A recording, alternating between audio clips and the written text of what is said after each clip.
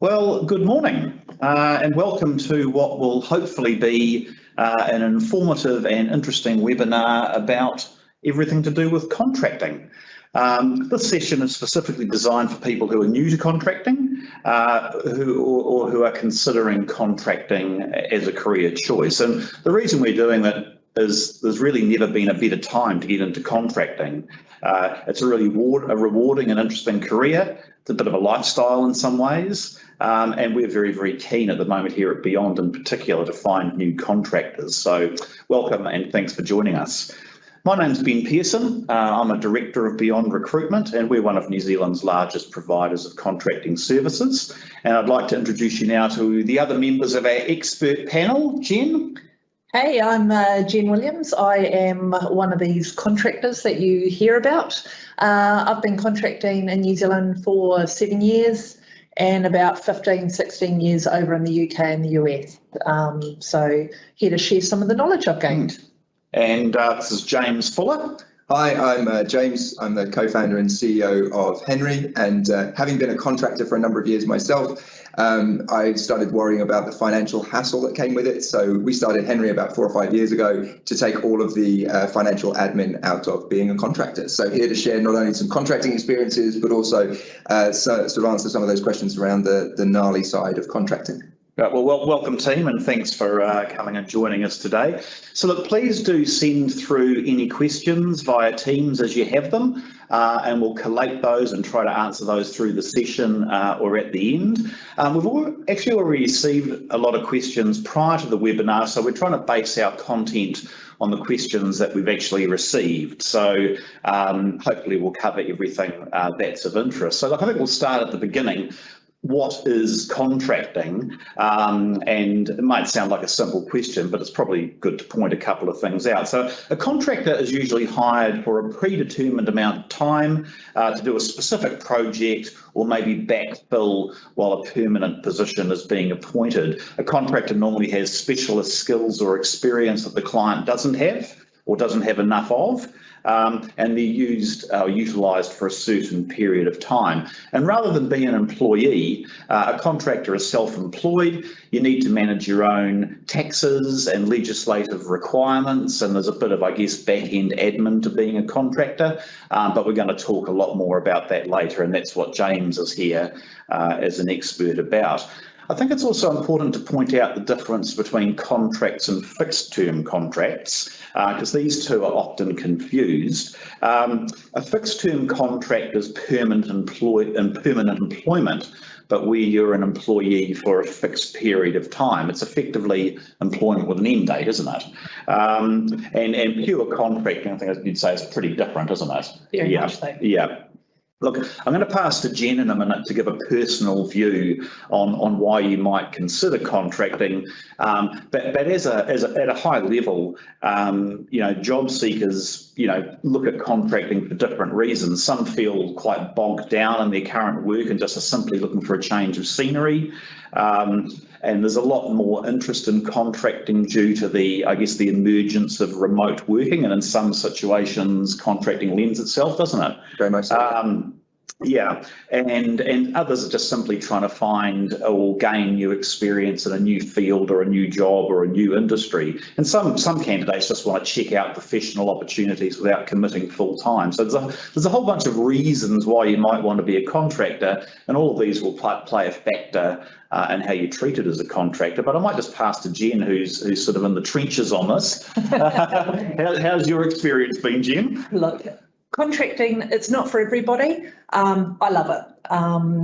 You get so much experience, you get so many opportunities. I contract both in the project and the program management field. You get all of the experience and the knowledge, and you get those challenging projects. As Ben said, the experience with an in-house organisation, quite often they're trying to grow their capability, and therefore they bring on the experts in the fields, and they tend to go out to the contractor market for that. The wealth of opportunities it's provided me is I've got to work for large international organisations, corporate, government, energy organisations, to name a few. And you learn something in each of those. And no matter how many years you do it, there's always the opportunity to learn more. And I just absolutely love it. I mean, you've had the experience, haven't you? Yeah, I mean, I was someone who'd always kind of, in my entire career, I've been a kind of salaried member of staff. I worked for a number of kind of consulting organisations. And look, when we talk about going into contracting, and I don't know whether you're in the same situation with your transition to it, but for me, it was about a role came up that I really wanted to do. It was a user experience role at one of the banks, and it happened to be on a contract. And it was for me more about, I really want to do that role rather than I want to go contracting. Right. So it started for me more with the passion for actually wanting to go and to do a particular thing. And obviously when I found out it was contracting, there was some questions that I was asking myself about, do I want to go and do this? But once I became a contractor,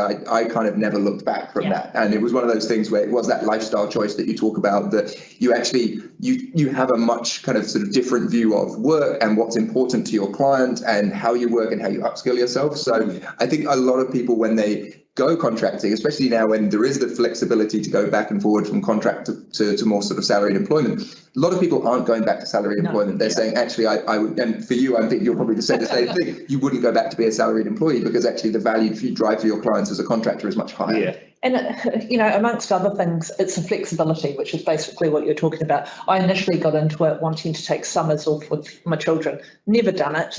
But it provides you the opportunity. If I want to take a day off, I take a day off. It's not the, you know, provide a month's worth of leave in order to do it. Yeah. So, you know, there's pros and cons of contracting. You just have to weigh them up individually as to what works best for you. But yeah, most of my colleagues would not go back to salaried staff. And on that, those that do often go back to contracting pretty quickly, don't they? Yeah, we see this a lot. There's a kind of a big bounce back, and actually we've seen that over the last 12 months. I think it's probably 12 months ago, a lot of people who were contracting kind of got moved into kind of more of that kind of sort of salaried employment space, and you know, through no kind of choice of their own, were kind of, you know, forced to kind of go into salaried employment. But since then, I think certainly in the last couple of months, we've seen a flood of contractors coming back out of salaried employment who are saying, actually, that was great for a period of time, but actually I prefer contracting. Yeah, absolutely. How long is each contract typically? What sort of lengths of contract have you noticed? So typically I've seen 6 months, 12 months. Personally, the smallest contract I've accepted is a 6-week one, longest one a year. Look, if you do a good job and, you know, you make those really good contacts, because New Zealand is a large village, those contracts just roll over. So one thing to bear in mind is when a contract says 3 months or 6 months, it doesn't mean that at the end of that time, boom, you're out. You have to find another role. If you're good, you'll be extended, if you so wish. Yeah. For me, again, one of the pros of contracting is I like to get in, deliver and get out. As a permanent member of staff, moving from contract to contract every 6 months doesn't look great on your CV. As a contractor, that's acceptable because you get in, you deliver, you pass over your knowledge and you move on to the next. And it's actually preferable, right? I think one of those things that when you, and now being an employer myself, when I look at people's CVs, whether they're coming in for a contract role with us or a salaried role, you look at it and you say, well, actually, if a salaried member of staff at a prior job has been there for 10 years, you say, well, that doesn't look like they've really progressed. Whereas actually someone who's been doing sort of 6, 12 months contracts, particularly if they've been retained over a couple of contract stints, I think is really important to show the retention that actually your client thought enough to extend your contract. And I think we all know contractors who've been in that situation where what looks like a 3-month contract turns into 6 months, turns into 12, and actually it's the contractor that gets to choose whether or not they take that extension by saying, actually, I'm comfortable moving on now, but that doesn't mean they can't go back later. You know, that's the exciting thing of actually getting that variety and being able to say to a client, I'm going to go away and do some other work over here now, but should you need me again in 6, 12 months time, you come back and I'd be happy to return for another stint. And we see that a lot of people actually managing a stable of clients that they work for regularly. And it just shows reputation's everything. Usually, So a lot of the time it's shoulder tap going, hey, you know, I've got this contract coming up where I've been before. Are you interested? Yes, you are. Great. Then they put us in touch with the recruitment agent to then marry up the paperwork. One of the themes that came through in the questions prior to the webinar was, well, what is the current market like for contracting, but also how cyclical is it? Is it boom and bust, and do you find yourself out of work? But certainly at the moment, the contracting market is as busy as it has been. I think without exaggeration, we can say it's the busiest we've ever known it. My phone doesn't stop. Yeah, that's right. And we see contractors actually putting on their LinkedIn profiles as their title, "I'm not available from such and such a date," to ward off the requests. And so why is that? I mean, there's a few reasons. Obviously, there's a lack of international skills in the market. That's not surprising. But also people are staying in jobs longer at the moment for security reasons. A lot of people still feeling a bit vulnerable post 2020. So they're staying in jobs longer. So you just don't have that latent movement around the market. So that's creating demand. And then we've also got this other feature where there's almost like a new generation of skills required. It's a different mix of different types of skills, and they're not sort of latently available in your standard permanent employee. So, and this is all driven by a lot of transformation out in the market. So just about every organisation or every industry you can think of is going through some kind of business transformation, whether it's digital customer experience or whatever. But that is creating needs for different skills. But also lots of projects. And we know that projects love contractors, don't they? As far as the cycle is concerned, here at Beyond, we've found that the cycle for contracting demand has actually been really steady for many years, and it kind of works in both markets. So if the market's really buoyant, like it is now, you have lots of projects and lots of demand. But if the market goes quiet or there's some uncertainty in the market, actually, organisations also prefer contractors because it gives them the flexibility and they don't have to commit to those permanent hires. So it's actually pretty steady. And we've been through the GFC, we've been through COVID, and the demand for contractors has been pretty steady throughout both of those events. So we don't see dramatic highs and lows. And look, there's also a really serious skills shortage in New Zealand. And so organisations that probably prefer to hire permanent people are at the moment more open-minded to contractors as well. So it's a very, very good market, good time to get in there. But there are risks. There are risks. What do you guys see as the risks? So look, contracting, you have to be good with self-management. There are some colleagues of mine who's new to the market, they get their invoice paid and it's great. Spend money. Yeah. You've got to be good at dealing with money. You've got to either deal with a company that's going to be good on your behalf, such as Henry, or have an accountant or something. But the money that you earn, you have to make sure you put enough aside for your GST, for your tax. You've got scheduler payments to make. You've got insurance that you have to have. And each contract may require different levels of that professional indemnity and public indemnity insurance. You need to understand whether or not you're going to be self-employed or whether you're going to have a company. Depending on which way you go, there's different things, different pros and cons. Do you want to use something like MYOB or Xero? One of the big things that I got when I first went contracting, way back when, was I couldn't go contracting. I'm the breadwinner sort of thing. Well, I was a breadwinner. I had a small child at home and my husband stayed at home. It's not about it's about backing yourself, basically. It's about knowing, I'm going to give this a try. I need to make sure I have enough of a financial buffer to be able to rely on. And don't rely on whether it's an hourly rate or a daily rate contract that you're going to be working 52 weeks a year, because just like a permanent member of staff, you probably might get sick. You probably might want a holiday. I haven't had a holiday for God knows how long, but that's free choice. It's a common thing though, right? Because I know, and we see this a lot with people who come to us, when they're starting contracting, and we kind of help people get set up. And a lot of people will look at their hourly rate and their daily rate, and they will literally, take their hourly rate, multiply by 8, by 5, by 52, and they go, I'm going to be rich. But what we know is, because we support kind of thousands of contractors across New Zealand, and, we see people who are they're taking holidays like they would as a salaried member of staff. They may be taking 4 weeks a year. They obviously are still getting public holidays off. They have sick days. And so it's about managing that into how you understand being a contractor and being aware of the fact that you're not going to get, whether it's kind of KiwiSaver contributions, and you're not going to get those sick days paid.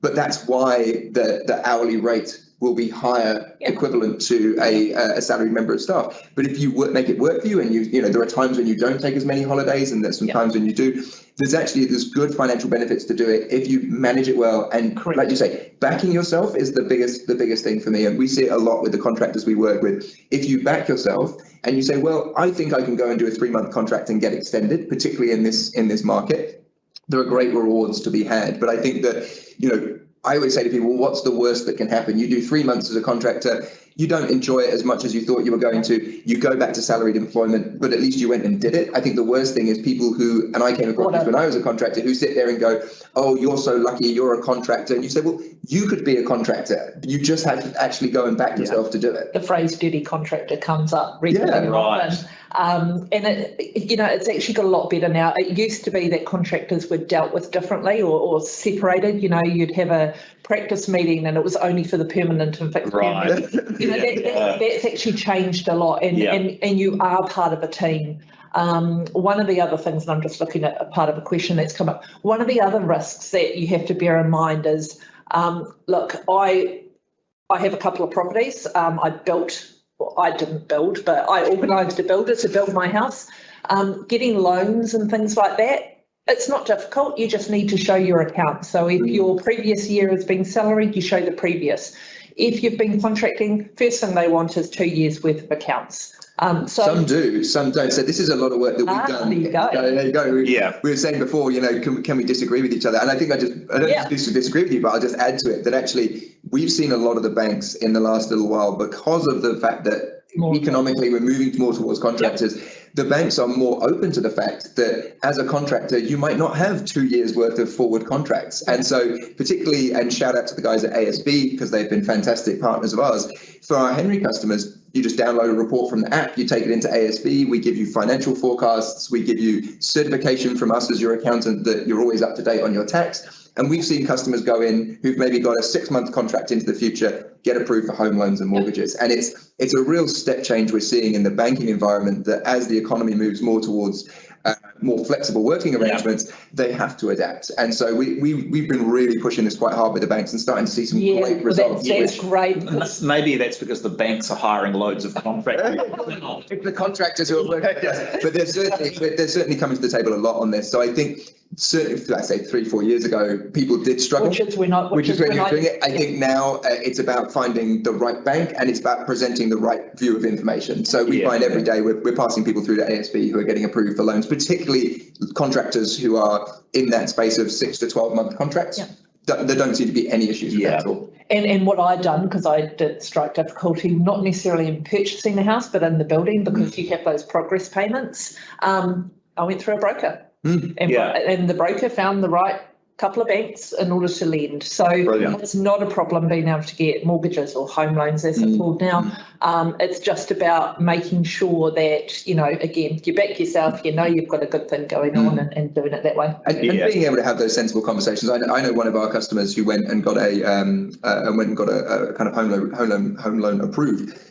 She's one of these people who actually works 6 months on, 6 months off. So she had to have the conversation with the bank, which was, I only work 6 months of the year because I deliberately take some time off afterwards. But in the money she earns as a contractor for 6 months of the year, she's more than eligible for a home loan. So it was about a conversation with the bank to say, actually, for the amount that they were trying to borrow, this is the amount that I'm earning. Comparative to a salaried member of staff, they're looking at what's the kind of comfort level they can have in terms of your ongoing income. So you look at the last few years, you look at how long you've been doing this job, they're far more able to take more of those data points into consideration rather than saying, ooh, contractors are risky, which is maybe where it was a few years ago. And again, I think, having worked in both government and corporate, government tend to have the rule of your contractors must leave after 2 years, or at least have 6 months away from where they've been. So, you renew, you have to leave and come back. There are exceptions to that, and you can ask for an exception. personally, I haven't worked at one organisation for 2 years straight, but that's personal choice. But look, there is always the need for contractors. Yeah. I mean, it's just a leap of faith, isn't it? There's a bit of a leap of faith there. So some risk, but no big horror stories from our end either. No, I think you don't know unless you go and do it. And if you go and do it and you enjoy contracting, then for a lot of people, it's a lifestyle choice that makes a real difference for them. But like you were saying at the start, it may not be for everyone. Yeah. No, exactly. And, I said before about, 52 weeks, as you did, you can't count on 52. A lot of government departments do a shutdown over Christmas. It's the way they save a bit of money. I've had 2 weeks shutdown. I've had 6 weeks shutdown. Unfortunately, most of my programs go live around that time, so I don't get it. But it's the only time I take leave is when I'm forced to take leave. Again, that's personal preference. I do take long weekends here and there. Like I don't think I've worked a Friday in July. But again, personal preference. That's that flexibility that you get. What do you think are the main advantages? What have you found to be the biggest advantages and pluses of being a contract when you look back over a few years? Flexibility for me. I've been able to work on some really interesting pieces of work. I get to pick and choose. I'm not going for a permanent role, so when I go out to market and go, right, I'm after my next contract, or I get rung up, I go, actually, out of these, which one do I want? For me, because I'm old, it's not necessarily about the hourly rate or daily rate anymore. It's about, is this going to be challenging? Is it something I want to do? So with contracting, you get more of that choice, whereas as a permanent member of staff, you get what you're given. To a certain extent, there's always professional development, but for me, flexibility. Money's great as well, so I won't, say that it's not. But again, that's just a risk that you need to factor in. And I think it's the opportunity. And, thinking back on, from my perspective, when I went contracting, it literally was, I want this opportunity. And when I got in there, I think it was an initial 6-month contract to do the piece of work. And, the point came up at, I think, after the first 6 months, and they said, would you like to extend for another 6 months? I said, okay, great. And it was interesting, at the end of the 12 months, they were going through a period within the organisation where they were trying to convert a lot of their contractors into salaried staff. And I remember them coming and saying to me, we'd love to offer you a kind of, a salaried role. And I remember saying to them, actually, you don't want me as a salaried member of staff, because as soon as I'm salaried, I care about climbing the corporate ladder. I'm looking at, which meetings I need to be in to get myself ahead. I'm looking at how much training can I get out of this organization. Whereas I said, as a contractor, I'm here to do the job that you pay me to do. And that's all I'm going to focus on, because I know I need to sing for my supper. And anything I do around personal development happens in my own time about progressing my career. And they kept me on as a contractor, because they realized that actually the attitude you get with a contractor on the books is very, very different from salaried staff. Yeah, and I think, those contract extensions are really good to understand, because it is your choice as to whether or not you extend. You can break contracts, obviously, again, reputation being everything. You don't want to break a contract unless it's, required. But from a contract perspective, whether it's a 6-week contract, a 6-month contract, or a 2-year contract, doesn't matter. When you're actually writing your profile, be it on LinkedIn or an old-fashioned CV, you don't say this was 4 6-month contracts. You basically say you were there for 2 years. So, I have had it queried why I took a 6-week contract.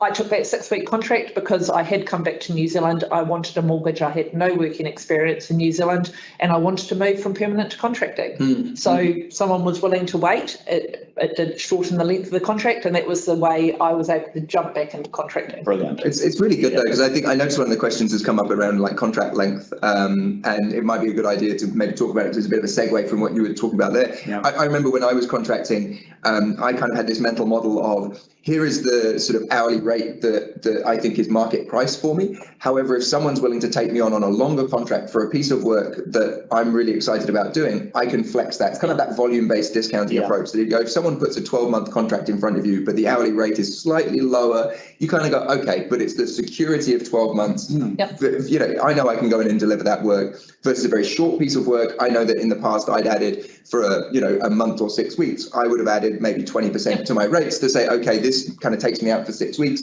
But you get that flexibility. I have a friend of mine who's contracting who's done that, and she ended up with 3 contract offers, one for 6 weeks, one for 3 months, and one for 6 months.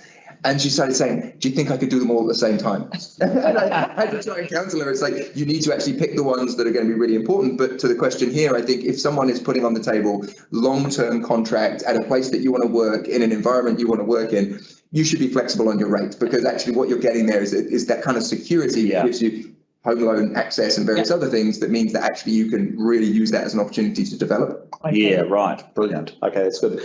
Number of questions there about indemnity insurance as well. And that, I guess that sort of falls into the category of financial obligations of a contractor, doesn't it? But yeah, indemnity insurance is required for contracting. If you work through a reputable recruitment agency like Beyond, you fall under our umbrella of indemnity insurance, and it's very comprehensive, so you are covered regardless of what sort of work you're doing, whether it's short-term, long-term, effectively any of the contracting roles that we fill. So that's probably one of the biggest advantages of going through an agency, is the indemnity cover. You can get your own indemnity cover. I mean, you've got your own insurance, haven't you? I do. Yeah. So I've had it 3 different ways. I've had it covered in being part of an agency where that is part and parcel.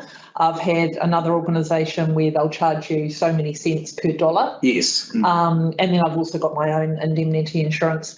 It's really important if you're going through an agency and they don't, they don't offer it off the bat, that you need to check with the organisation you're going to be contracting as to what value they require. So there's the public indemnity and the public liability. Yeah.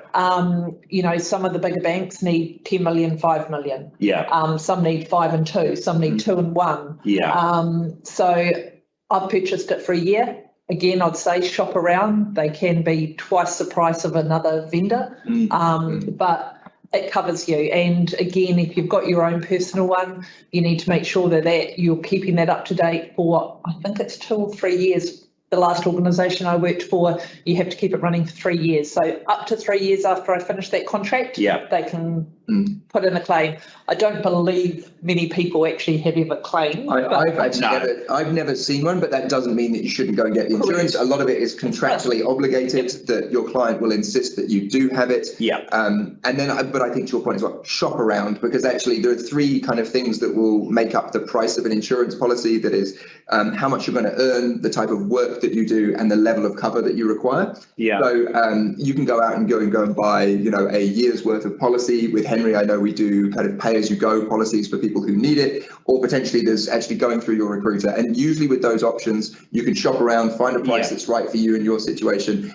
But it's one of those fundamentals of contracting that, although we've never seen anyone claim on a policy, it's just not worth the risk for what it effectively. If you buy a policy for yourself, a 5 mil policy for a business analyst or so, it's probably going to be about maybe $1,200 a year, maybe a grand. It's not going to break the bank on a contractor wage, but you are going to be at risk if you don't have it. So well worth taking that precaution. Think of it like buildings insurance. You're never going to get hit until you do. Yeah, exactly. And knowing that you have coverage up to $5 million of professional indemnity means that will cover the majority of any claim that would be put against you, particularly because most contractors are not working in silo. They're usually working in teams, or they have layers of management above them that are assisting in decision making. It's very rare for someone to be singled out in an organization as being the sole cause of $5 million plus worth of professional damages, but just don't overlook it. It's worth getting, and it's not, as I say, it's not going to break the bank, but go and shop around and find the one that's right for you. Yeah, absolutely. And then we might as well talk a little bit about tax as well while we're here. Oh, well, why not? Why not?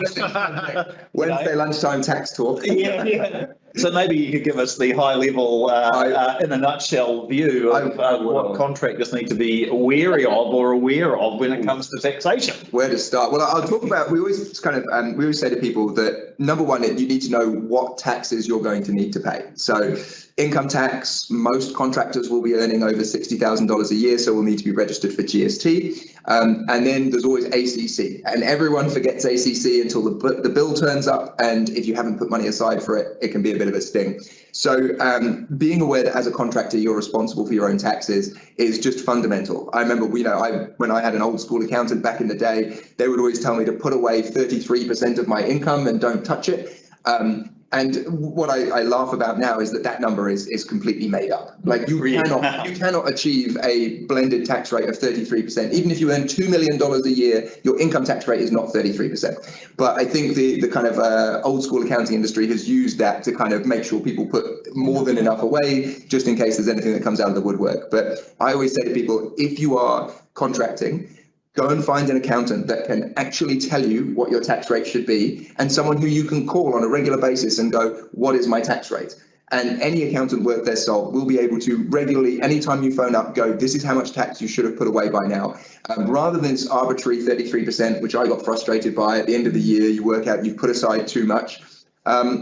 So taking care of the kind of the payments and the filing side of taxes is really important. You don't want to get behind on things like GST filings or income tax filings because the penalties are pretty severe.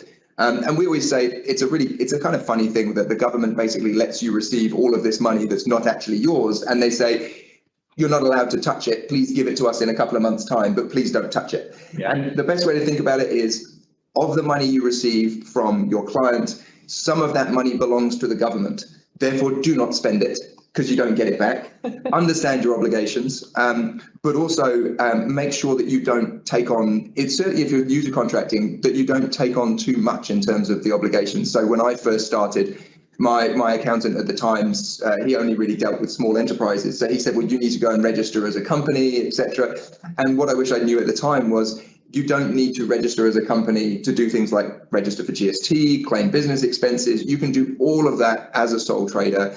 I wished I'd known that. It took me a couple of years before I wound down my company and just went to sole trader.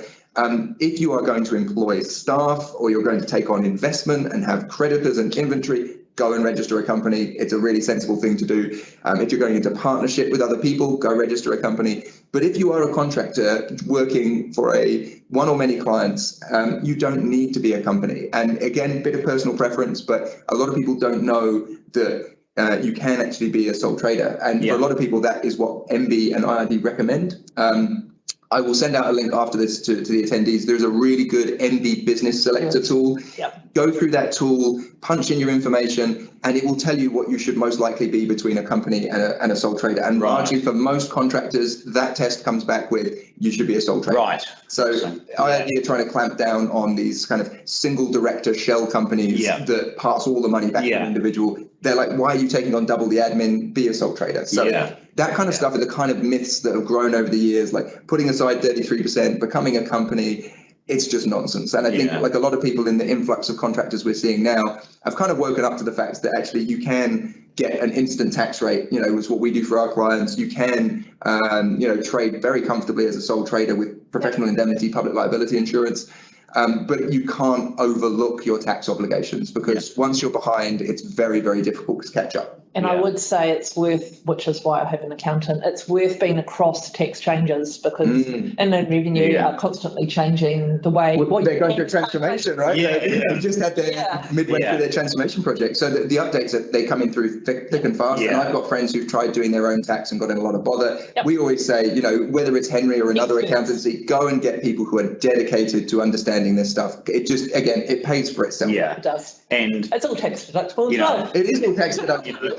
And without stating the obvious, do not try to fiddle yourself out of tax obligation. No. I always say to people, IRD's recent transformation, they are onto it. Like if you imagine the level of detail that they can now interrogate your tax returns to, a lot of what we do for our clients is that people come to us and people think that as a white collar contractor that you might be able to claim your clothing as a business expense. And it comes up the whole time. We have to explain to people that is not claimable.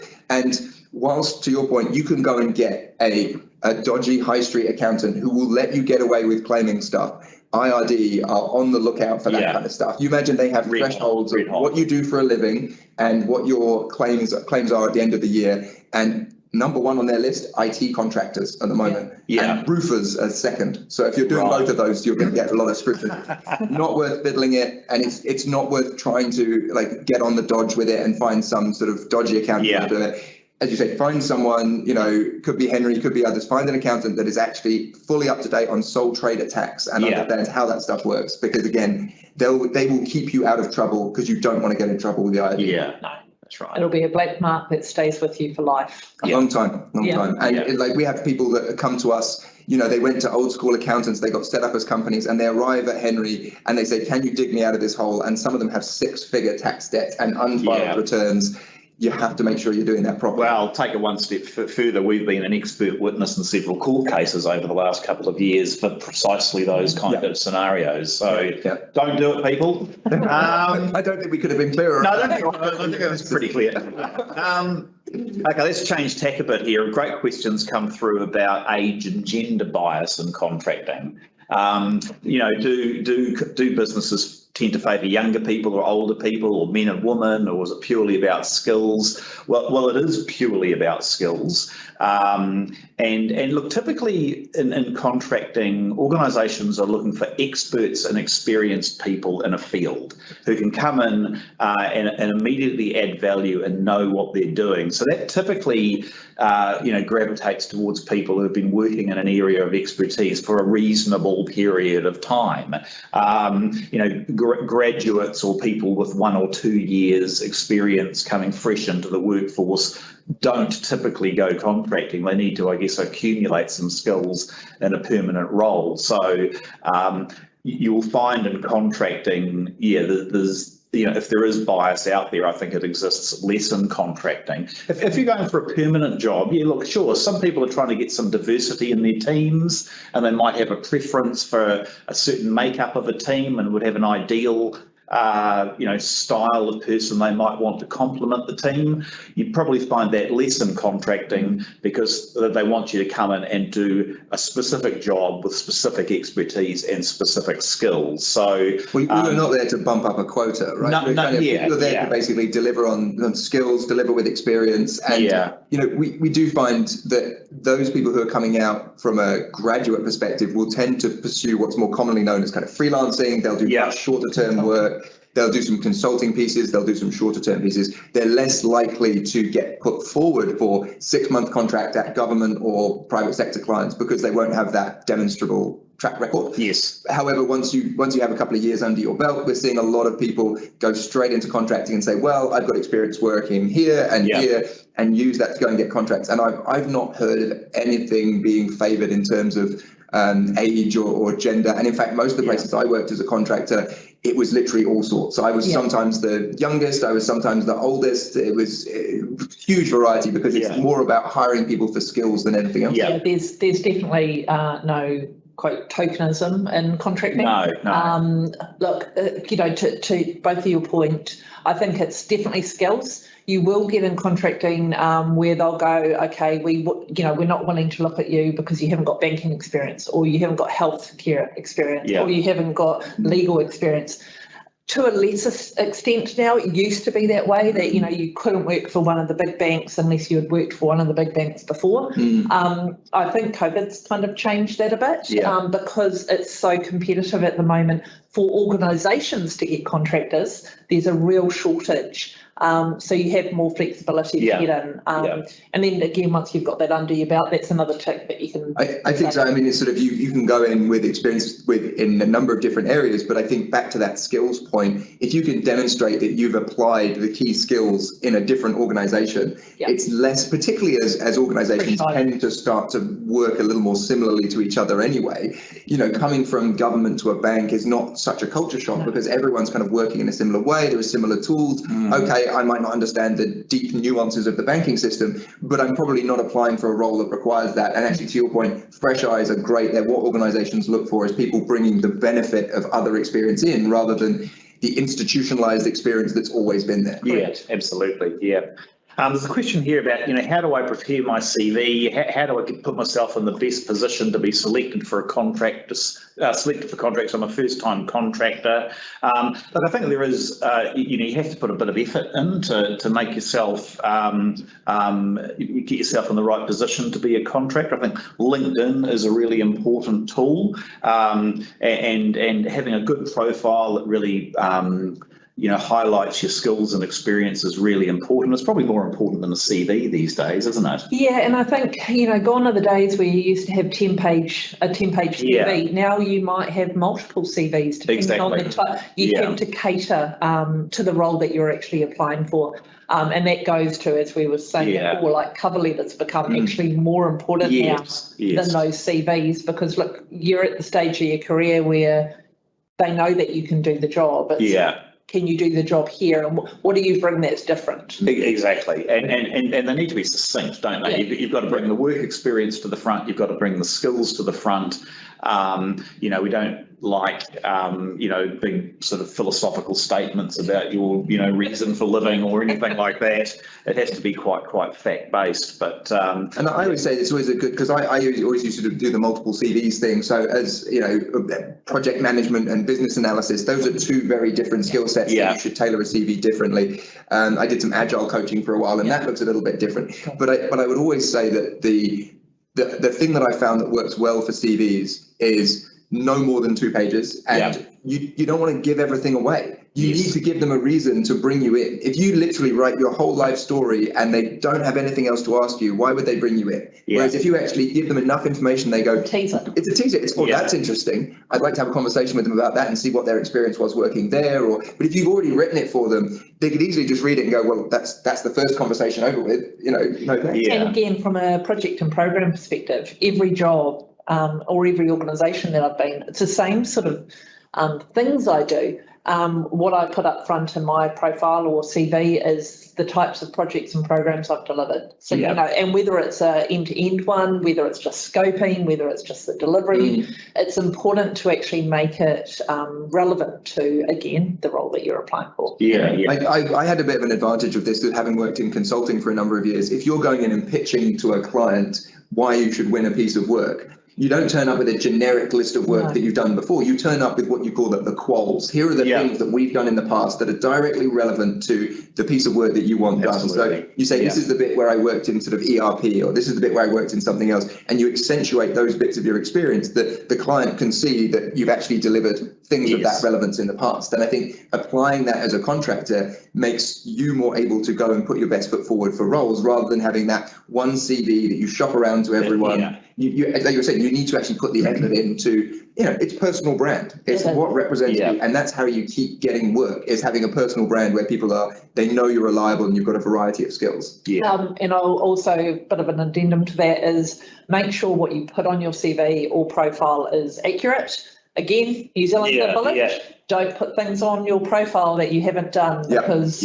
Or someone else in a team that you were in did, and that's right. So a bit of a word of warning. Exactly, that's right. I mean, using a recruitment agency is a good way to go. I mean, we'll guide you and help you with that transition. We'll help you get your CV into the right shape. But I think it's really important when it comes to using an agency to get yourself into the contracting market is that you do be quite selective. Do your research, find out who are the best consultants out there in the market that you're looking for. I think you go to 2 or 3 recruiters, absolute max. If you go wide and go to every single recruiter in town, you'll tend to be overlooked. And look, even considering going exclusive with a really good agent for even just a couple of weeks can be a pretty smart move. If you do that, you'll be treated as a priority 1 contractor because they know that they've got you and will place you. So, particularly in a market at the moment where there's such high demand for contractors, that if you are thinking of going contracting and you know of an agency that is in the area that you want to go contracting to, just proactively approach them and say, I am looking for contracts in this space. And you will probably get a phone call, you'll probably get a coffee, and you sit down and you talk about what you want to do.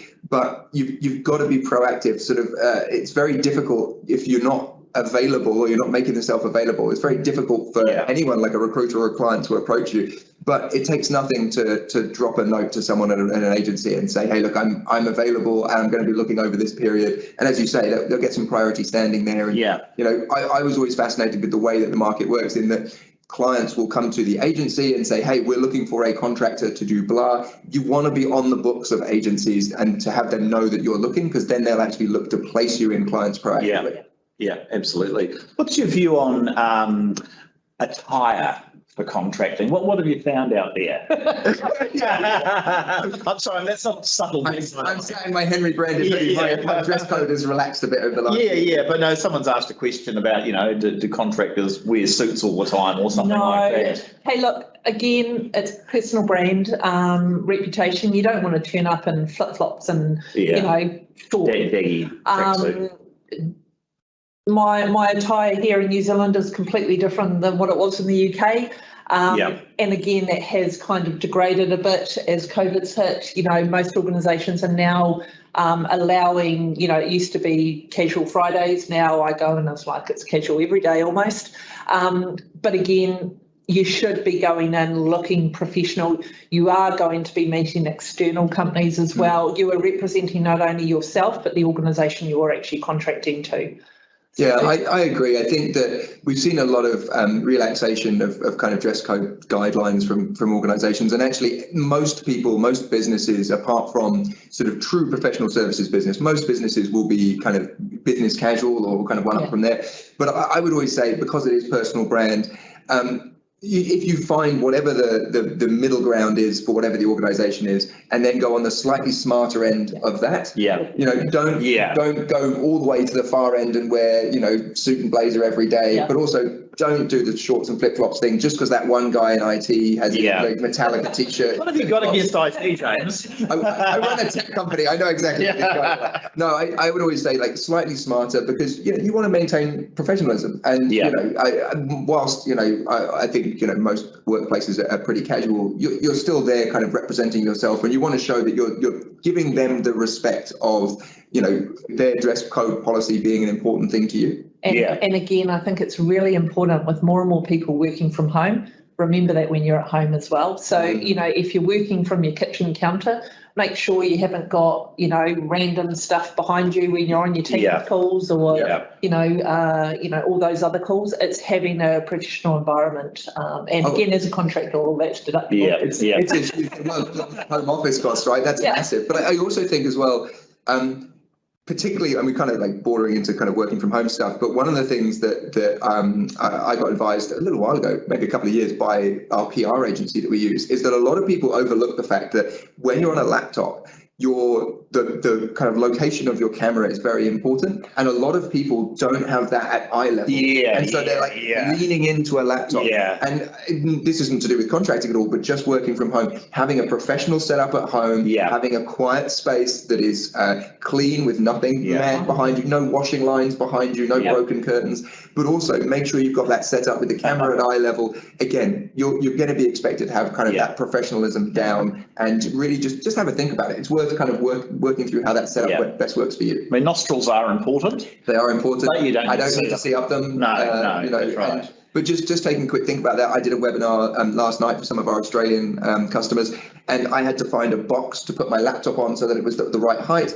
But it's a really important thing. It's a really simple thing, but just getting the eye level with the camera. I know we're all very comfortable with working from home and with Zoom calls, but too often, you turn up a Zoom call, someone's got a crazy background behind them, and they're constantly weaving in and out of this superimposed background. It's just, keep it simple, keep it clean, keep it professional. That's the best advice you can get. Yeah, totally. Got a question here, which is a really good one. Look, what if something goes wrong in your contract? If the client doesn't like me, or one party in the assignment wants to finish up early, I guess we're talking about terminations here. What do they look like, and how frequently do they happen, and how does that work? So I haven't, touch wood, being terminated today. I've chosen to exit early and not renew. Look, it goes back to your own brand, your reputation, doing the best that you can for the organisation you're working. If you do a good job, it works both ways. So look, just keep it real with your customer. If there are problems, don't ignore them. Either talk to your agency or actually talk to whoever if you're direct, for example, talk to your manager so that it doesn't escalate.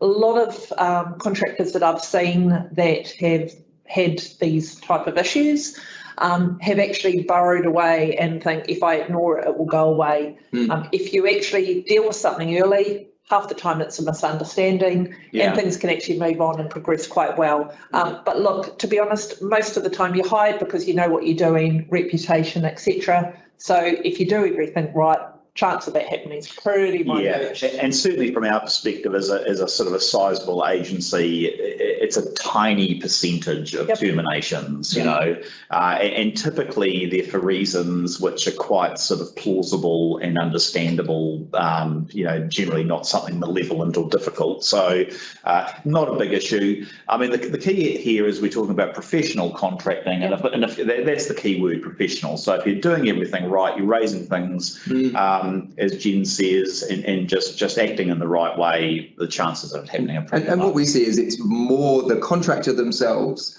is working in an environment that they don't think is conducive to their success, and having raised it with a direct line manager to say, here are the issues that I don't think I'm able to succeed in this role because of these things that exist.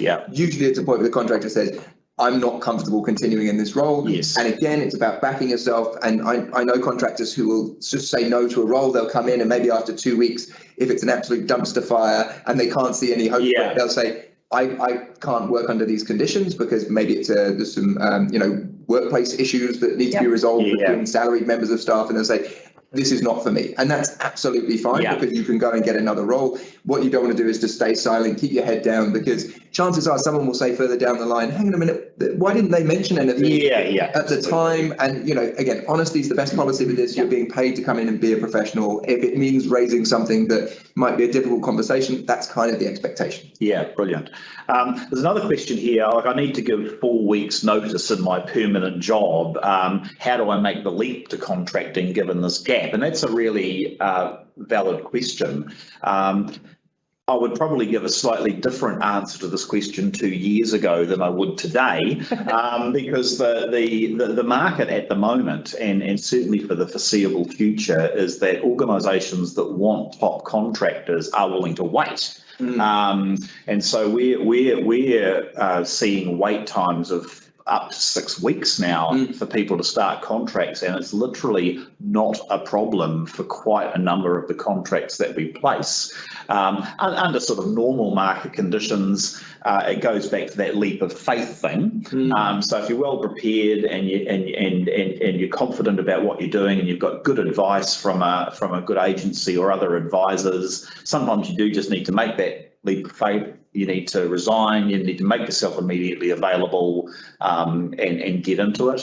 And I can't recall any instances of anyone who regretted doing that, but certainly in the current market, that's less of a consideration. Yeah, definitely demand and supply. But it is interesting though, because a lot of that is kind of geared towards the, you know, brand new to contracting. But you imagine you're an established contractor. For you to be able to be approached by someone else who says, come and work on this thing, you've got a choice on your hands. Is that actually, do you do the right thing by your existing client who you may be enjoying working for and say, I will give a notice period of sorts, even though I'm not required to, and in 3-4 weeks, I will be moving on to somewhere else. Because otherwise you're going to turn around to your existing client and go, I'm off. You're not going back to that client again. They're not hiring you back in. So a lot of it is about personal brand, regardless of whether you're brand new into contracting or whether you're established. You're probably going to give some form of notice to the client you're working for, you know, and the only scenario that you wouldn't is if you are existing contractor that is not actually working at the moment, which in this environment is highly unlikely because of the demand for contractors. Unless it's a personal choice. Unless it's a personal choice, unless you walked away from a prior contract and said, I'll give myself the time and I'm immediately available. I think 90% of people who are contractors are either coming into contracting or are existing contractors, and they will always have some form of notice period. And, you know, good contractors you will need to wait for. Yes. That's the thing where we would always say, you know, we say it to our Henry clients as well. If you are good and you're in demand, people will wait 4 weeks. That is not going to destroy their business for 4 weeks. You know? So do consider that. And again, you're taking that leap. Make yourself available in this climate. If you are resigning to go contracting, make sure you have that financial buffer in place in case it takes 6 weeks rather than 4. But absolutely, in a market this buoyant, you know, people will wait. Yeah, absolutely. There's also onboarding times. I mean, some organisations take forever to get the contracts organised, and then even as a contractor, you have to go through proper onboarding processes and things like that, and that can be 3 or 4 weeks. So again, having that buffer is really important. Demand and supply. Okay, no, that's good. Well, look, we're getting close to the end time, and we've gone through all of the questions that have been asked. And so, are there any sort of closing comments or sage statements that you'd like to make as we round out the session today? Oh, all right. I'll take a stab at this. I'll give you some time to come up with something. Look, the fact that kind of we're probably the largest accountancy for contractors in the country. I would always advocate making sure you set yourself up well from a financial perspective. So get that tax sorted, get an accountant like Henry, make sure you've got that level of comfort. But then as a second point to that, I would say, if you're a contractor, you've got to embrace flexibility. And that's flexibility not just for yourself, but the flexibility of not having a rigid view of what a career looks like, and being able to say, actually, as a contractor, I'm going to take more control over my own career development. I'm not going to rely on a single employer to be my meal ticket, and I'm going to back myself to go out there and actually invest in my own time in growing my career. Yeah, brilliant. And I'd second that. I mean, it's all around the flexibility. As I said at the beginning, I love contracting. I'll never go back to either fixed term or a salaried role unless the market changed substantially, and even then, probably not. It's provided me with the ability to travel. It's provided me with umpteen contacts at many contracts that I still keep in touch with today. You know, those coffee chats. Definitely keep in touch with those colleagues, because it's how you get your next role. Embrace it, but again, just word of warning, make sure you set yourself up correctly. Yeah, absolutely. And from my perspective, coming from the recruitment agency side, be reliable, be proactive, do what you say that you're going to do when you said that you're going to do it. Be available and work to enhance the reputation of the organisation that you're working for, the agency that you represent, and most importantly yourself, because your future contracting assignments will rely on it. So, I said it before, we're here to talk about professional contracting, and it's all about professional. Let's see, I'll just see if there's any more questions come through. There's a question there about LinkedIn.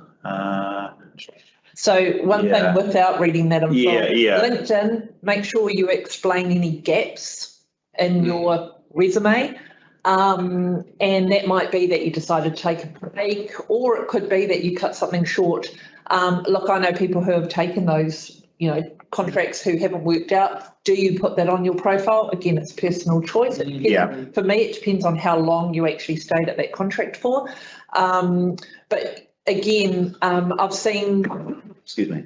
I started to, when I came back to New Zealand and started contracting, putting each role I put on there. Now I put a generic one. I am a company, so a generic one with some of the types of roles I've done. Again, personal preference. Is there a right answer? No, there's not in my opinion. I don't know whether you. I think my advice would be the steps that you need to take. It probably doesn't start with waking up one day and just quitting your job without talking to anyone. No. I think what you would do is, if you're in salaried employment, do some research, as Ben's saying, go and find an agency that you can go and speak to and talk about the kind of roles you want to get, and get an understanding from them as to what's available on the contracting market. And it may be that you start having some initial conversations about a contracting role, and when you get a certain level of comfort with where this is heading, that's the point where you can hand in your notice, and you can say to Ben and say, hey, look, I've given my notice in, I'm now giving myself the 4-week period to pick up a contract role. And by the time you then start that contract role, there shouldn't be too much gap between finishing one and starting the other. And so, you don't necessarily need to make an announcement on LinkedIn that you're currently looking for contract roles because you're out of work. You should do that prep before you kind of hand in your notice. Get a level of comfort with where the directions are heading. Because if you get out there and Ben says there is no one hiring for contractors in that particular industry right now, it's not the right time. But I don't think that you'll be having any of those conversations at the moment. Okay, well, that's it all. Thank you, all of you out there in the internet world. Thank you for coming and joining us today. And a big thanks again to Jen and James for coming in and supporting us with this information session. The session will be recorded. There'll be some other social media stuff with some highlights coming through. So that should be readily available. And look, good luck in your quest to get into contracting. We're here to help. Henry's here to help. And thanks again for your time today.